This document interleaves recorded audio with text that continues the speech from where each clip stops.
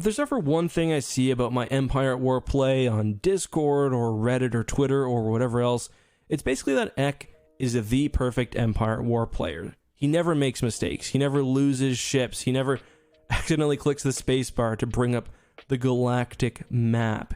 He's truly the Jesus of Empire at War. And if anybody is going to lecture, the fine viewers on how to win the early stages of a campaign, well, it should be me. Now, obviously, I am being sarcastic. I've had lots of embarrassing moments on stream or in videos, especially in Joint Command where we lost basically all of the New Republic's leadership. That's a different story. That being said, there is still something I think that you can learn with experience, and I have played a lot of Empire at War. I've played through a lot of campaigns, and today I want to look at some beginner and advanced tips that you guys can use to, really secure a successful early stage in an EAW campaign. So we're playing Thrawn's Revenge, which is my favorite Empire at War mod, but these tactics and techniques should generally apply to most mods, I guess perhaps with some exceptions. We've got the difficulty on hard, and we'll also turn the cruel AI on, or I guess it already is. That basically gives the AI even more ability to cheat. So the AI, when you increase their difficulty, gets things like better credit production, or faster ship production times, or whatever else. So when you enable cruel AI, it basically takes that to the next level. And in this mod, when you turn that on, you can't go back.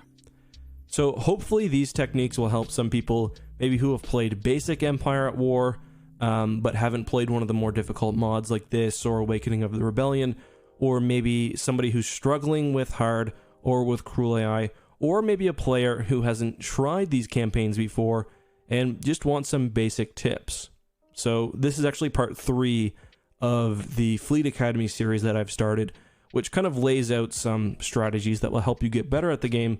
So far, we've done one on how to abuse AI behavior to beat much larger fleets, and also one on how to use Thrawn's real tactics from Star Wars Legends to become a better player. So we're playing the Empire's Essence campaign in Thrawn's Revenge. It is a very big campaign. You can see we have here 130 some maps. We've got, I think, 5 or 6 different factions. And today we're playing as the New Republic, the orange guys down here. So one thing you'll notice immediately when you play as the New Republic, or as like, say, the Rebels in Awakening of the Rebellion, or the Republic in Republic at War, is that we've got a lot of territory, but it's really spread out. So we've got a little bit up here. We've got our 2 kind of main planets. Speaking of, the first tip really is one that my good friend Captain Shaq says at the beginning of his videos: turn on all the things. This basically gives us more detailed information about the planets, including the capacity for space structures. We've used 3 out of 4, and for ground structures, 3 out of 4 as well. So we see that there's a lot of territory that we own. Some of it, though, is really far out. We've got 3 planets up here: Ithor, Generis, and Oberdan, that are really far away and that we are going to have a very, very tough time supporting. Same with something like Contrum. I mean, it's nice that we have a planet here. We're getting 26 income per week, but we have to ask ourselves, is it worth dedicating all of the resources that we would need to dedicate to defend this planet from like the 4 or 5 other factions in this area that could probably steamroll me with better supply lines and everything else? Probably not. So when you're playing a very difficult campaign in Empire at War, the first thing that I always do is figure out what territory I want to keep. Up here, these 3 planets, and Contrum, probably not really interested in keeping them. Ultimately, the same thing will happen with Talasia. I'll be a little less dramatic about that, and really everything up to Iphigenia and Skarl. If I were going to play this full campaign out, I'd be retreating hard to the Outer Rim, and if you watch my current campaign, which is also New Republic, you'll see that's exactly what I did. So, don't just retreat though. Take as much as you can with you. You see we've got bases here. So we can sell the barracks, sell the Senator's office, sell all of these buildings. It's just a little extra money, but when you're playing a hard campaign, that money really helps. And you've got to do this before you get attacked. So this is where the pre-planning comes in. I'm pretty sure when you're attacked in most mods, you can't go in and sell structures. Unfortunately, we can't sell space stuff, but we didn't pay for it either, so it's not the end of the world. Something like Contram, if I was uncertain about a planet, I might just leave the structures there, for example. But like, I'm probably not going to hold these, so I would just go ahead and sell all of that. Thankfully, we're not taking too much of a credit hit. In certain mods, this is even more important than in Thrawn's Revenge. The galaxy map in this game is really important, or sorry, really large, and you're kind of encouraged to build up facilities and planets on, or facilities and structures on most planets. In something like Awakening of the Rebellion, structures are very, very expensive, both to build at first and to maintain. So, and this is another thing I learned from Captain Shack. The first thing that I saw him do in one of his campaigns was sell the ion cannon over Hoth, because you get like 3,000 credits back, and you're getting an extra like 500 credits a week, which makes a big difference in that mod. So just look at places where you don't need things and remove them. Use that money for something else. So now that we kind of know our basic strategy moving forward, and this will depend heavily based on the faction. If we were the Pentastar alignment, for example, we don't have to abandon any of these planets, because they're all together. We've got really nice supply lines. If I need ships over at Anx Minor, I've got a shipyard at Ord Tracy, Yaga Minor, Jameis, Munilinst, lots of stuff close by. But like Generis here, if I were going to actually do this, I would probably just attack Ord Benair and hope that the retreat can kind of bring my units back home. But if I was playing the Pentastar alignment up here, my first move would probably be to capture a few key worlds, which we'll talk about in a second. But as you guys will see, I would be attacking Wistrel and Generis first off, and Ilsha. So we know that we want to dominate the Outer Rim, because that's where our territory is sort of scattered right now. That's where the path of least resistance. We've got some shipyards here. We've got Bothwy pretty well built up, and we've got our big planets Mon Calamari and Hast up here. Another thing you want to do really early on is take a good look at your heroes. So we've got Admiral Akbar, and you might assume that he's just a combat hero. He actually hasn't spawned yet. I'll just let this run for a second. You might assume that he's a combat-only hero, but he also gives you a cost reduction on ships when he's over a planet. So if I want to do some shipbuilding, first off, I probably don't want him at the same planet as Mon Mothma, because she also gives a bonus. And if you look at Mon Calamari, you can also build the Mon Cal shipyards there, which gives you a different bonus. These don't stack, however, so you don't want to have multiple heroes wasted, and that includes on the administrative side, whether you're getting a credit bonus or whether you're getting a cost reduction, but also on a fleet side. So if I've got Akbar on a fleet, I probably don't need, Nance there, because he's a lesser level commander, and it's better to just spread it around. So whenever I'm figuring out how I want to expand my territory, I look at these nodes, these choke points. How can I expand without further increasing the amount of risk that I'm facing? So for example, if I were to, for some reason, expand into Zephyl, I don't even think I can go there yet because we're not in the right era. If I were to expand into Zephyl, or, push really far into this territory, yes, there are more planets, and this area is relatively secluded. However, I've opened up another way that the Empire can attack me. However, if I take Bakura right away, I can hold this planet without actually having to increase the amount of space that I have to protect, because Endor sort of operates as a choke point. We've got all these hyperspace lanes coming into this territory. You want to make sure you defend the choke points, and ideally your territory has, only a few choke points with a lot of planets protected behind it. So let's take a look at the practical situation we have. If we were to secure this planet here and Belsavis, and Mustafar, we would essentially just be moving these 3 choke points up, and now these planets would be much more secure. And we'd also have, you know, additional production capabilities and everything else. We'd be expanding our territory slowly. And we could kind of, you can see, because this planet can already be accessed by this one, and there's, I'm trying to figure out how to explain this. Basically, we're not adding any more avenues into our territory as long as we also manage to capture Belsavis, because it's just still the 3 nodes here plus the 1 up here.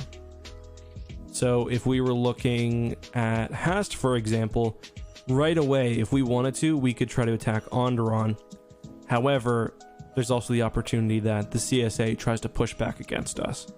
So you've got to be reasonable. You've got to figure out where you can expand without putting yourself on the line. Let's just take a look at some of the other factions.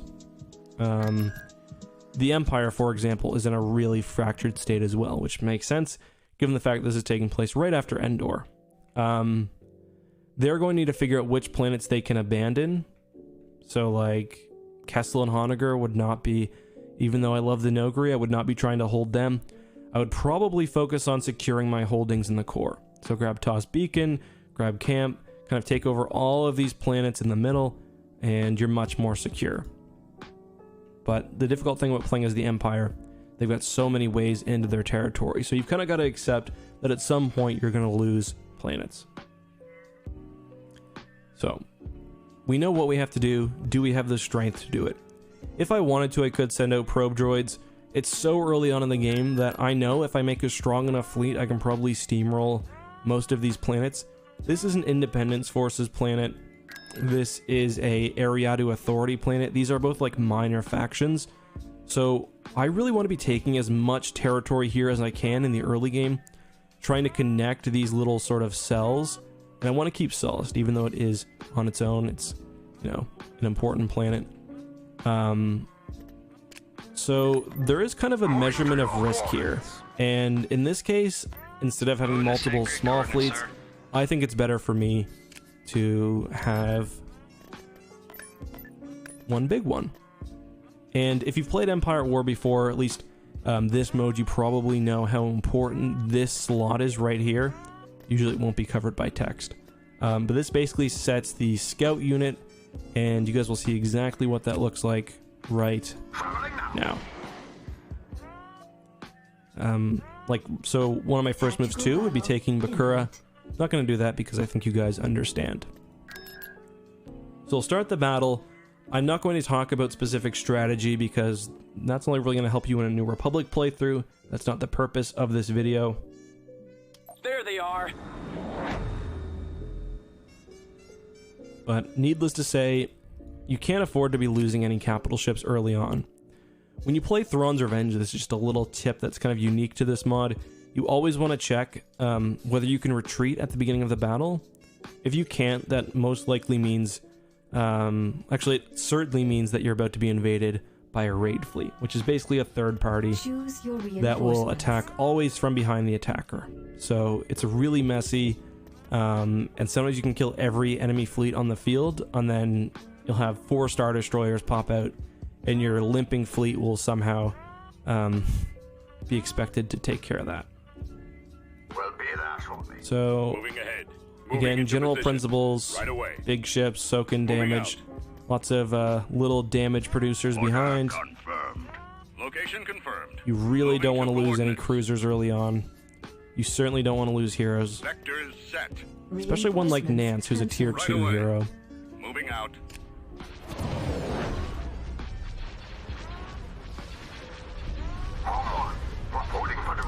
One thing that I should note, because I just learned this myself, is that hero abilities only apply to ships, or sorry, I'll say this another way. They do not apply to the host ship. So Nance's MC-80 does not get the tier 2 command bonus, but every other ship does. Let's go ahead and send these assault frigates on this Imperial Star Destroyer. We have the MC-80 Home 1 kind of tanking here. I don't want you guys to go too far up though. And even early on in this mod, I'm not I'm honestly not worried about losing a Nebulon B early on, especially with the current state of fighters not being super powerful. But you really have to learn the strengths and weaknesses of your ships. And Thrawn's Revenge specifically, anyone who's watched my streams knows that my first step as the New Republic is always to build capture shuttles, which is basically a really cool mechanic where you can drop this ship down, you can capture this Imperial Star Destroyer, not only for the battle, but it's added to your overall fleet. This would be a perfect situation because I've got it completely dominated and weak, but currently bugged in this version of Thrawn's Revenge. But you can build those for cheap at certain planets, like Mon Calamari, I think, or anywhere that has a administrative hero will get it for like 8,000 credits. If you capture this ISD, you've essentially paid that off. And then you can do it, you know, a million times. So good first battle. I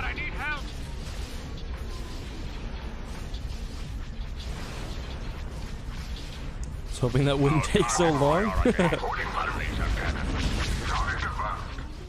There we go. I don't think we lost a single ship. You need to be careful. I'm bad at leaving ships behind or not activating all ships, but it's more of a tactics thing rather than a strategy.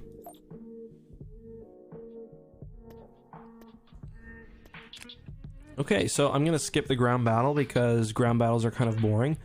But yeah, just generally at this point, our main goal will be to expand as far as we can into this region.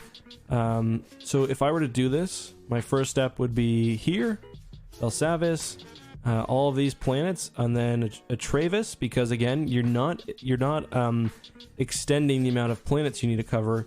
You're really just moving one tile forward. So same with Iadu, and yeah, actually with Iadu you do kind of open yourself up a little bit more to a threat because Morja and Yogg-Dual, but eventually, as kind of a mid-game step, I would want to hold Endor. I would want to hold all of these back planets like Exocron, Eldred. These are beautiful because Eldred, for example, has a high base income of 120. It's far away from the front lines. If the enemy's attacking this planet, you've got far bigger issues. So this would be a safe planet for you to build a bunch of mining facilities. I would build my mining facilities here in my space mining structure because I know that I'm not taking up tactical slots where they're needed. So what it looks like is we hold Endor, we hold this planet, Call, I guess. We hold probably, actually, eventually Yogg-Dual, all the way up, like just all of this territory, looking where the nodes are. There's really, you can hold a lot of territories of the New Republic early on without too much, without too many ways into your territory. It just requires a lot of effort. So ultimately, I think in my current playthrough, I've been doing this. So if you watch, I think we're on episode 7, you can see what mid-game looks like. We're holding Abrogado Ray. We're holding Chardon. I've got a roving fleet here because ultimately, once your empire gets big enough, you can't have fleet stationed at each choke point. I've got a fleet right here in Skarl, actually, and it's always kind of jumping back between Iphigene, Skarl, Chardon, but, you know, it's a defensive fleet, that's what it needs to do. And then on the ground, we're really holding hard with things like heavy factories, light factories, doing a lot of defensive work on the ground, because once you get those structures down, they'll spawn units and they're kind of there. It's like a one-time cost. So yeah, I hold these planets, Chardon, and then we've got lots of planets back here which are totally safe. Nalhutta is another big one. And the nice thing about this planet is it's got lots of tactical slots. So you can have a full level 3 space station and a really big ground defense here. No problem. You have to look, though, at what makes a planet useful to you. So if I were to capture... Do we have any planets with nothing on it? I'm just going to auto-resolve a battle, which you should never do early game in Empire at War. Right away.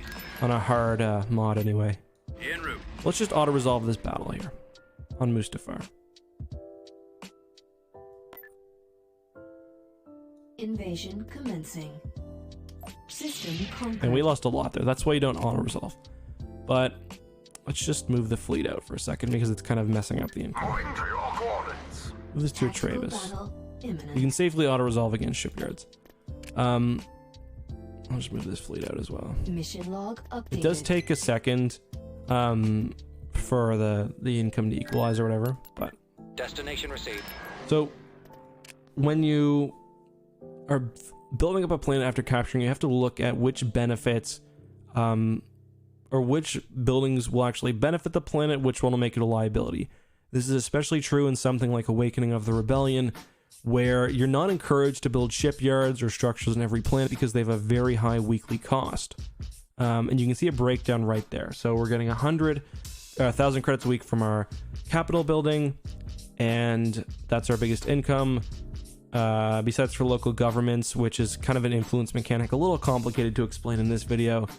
And then our biggest negative source is unit upkeep, and then a little from development bonuses. So, for example, the Senator's Office, this gives us immediately plus 100 income per week on this planet. So I would build that. We have something like Mines here, which gives plus 200% base income.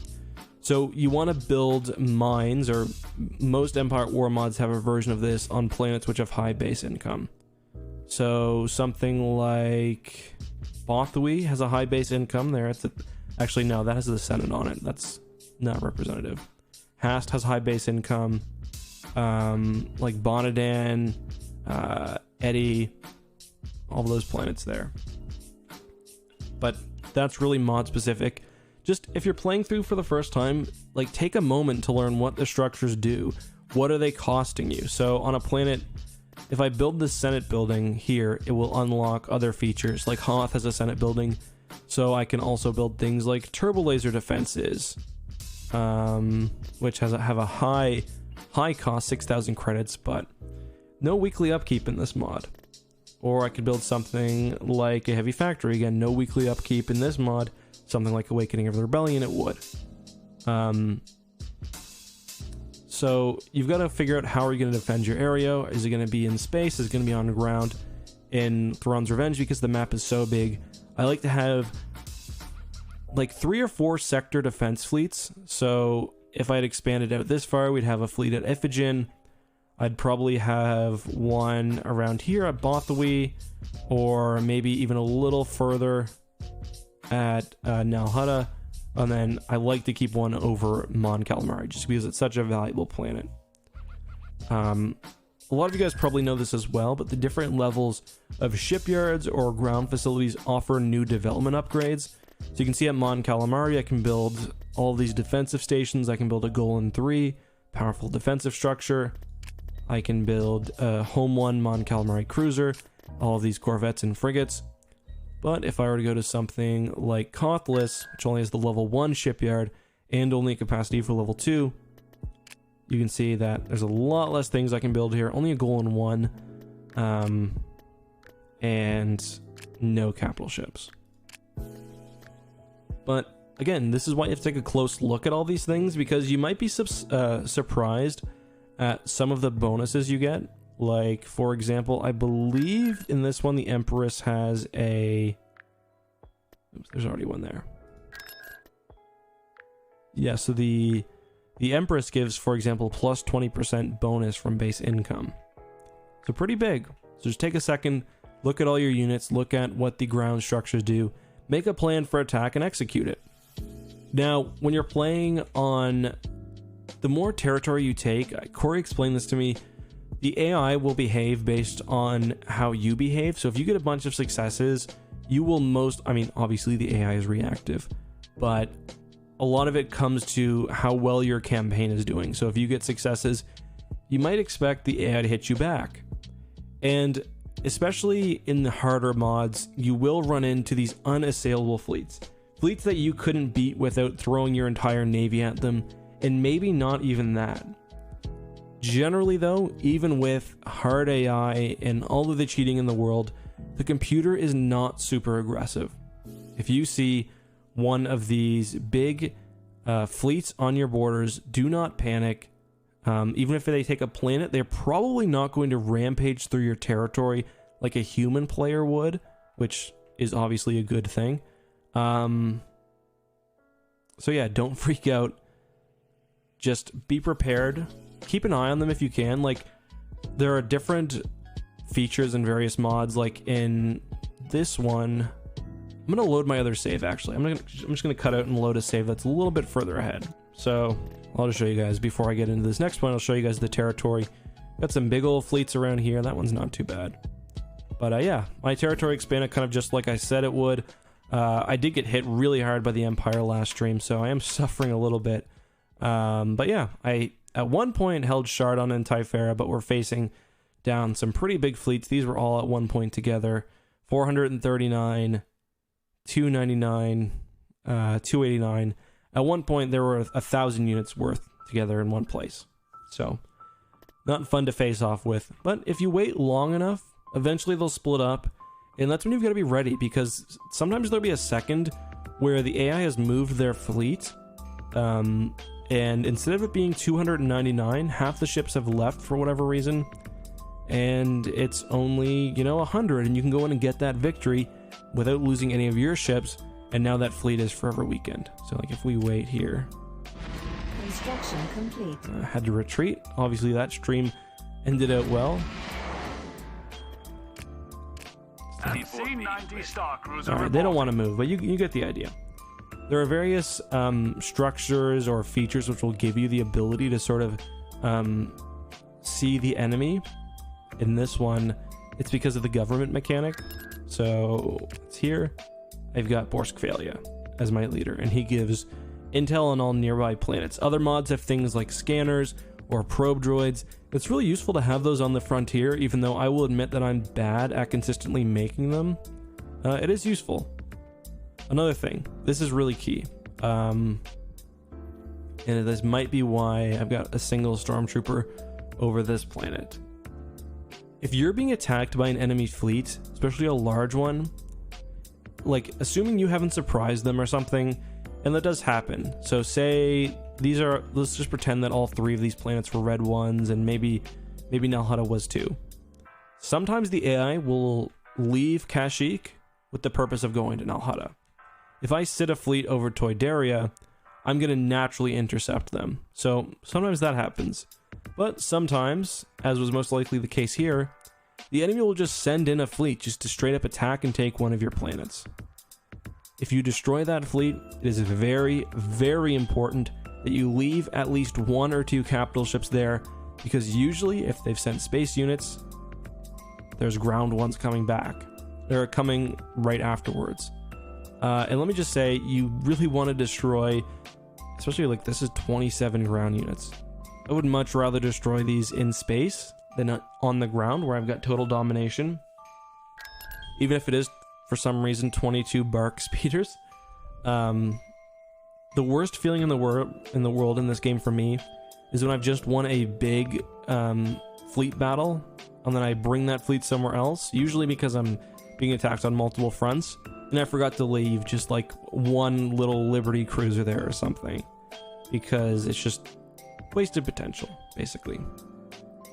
Another thing I just thought of that I should tell you guys about is unit capacity. You can increase that by capturing new planets and stuff. I'm still waiting for something to happen with one of these. It may not. But you can see I've got all these planets now, even though I'm being pushed back on this border and this sort of inner rim area, which is really hot with fighting right now. I still have all of my stuff back here completely fine. Abrogado Ray is still kind of a bastion against attack because these planets are really secure on the ground. Typhera is not, but you know what? Not a huge deal.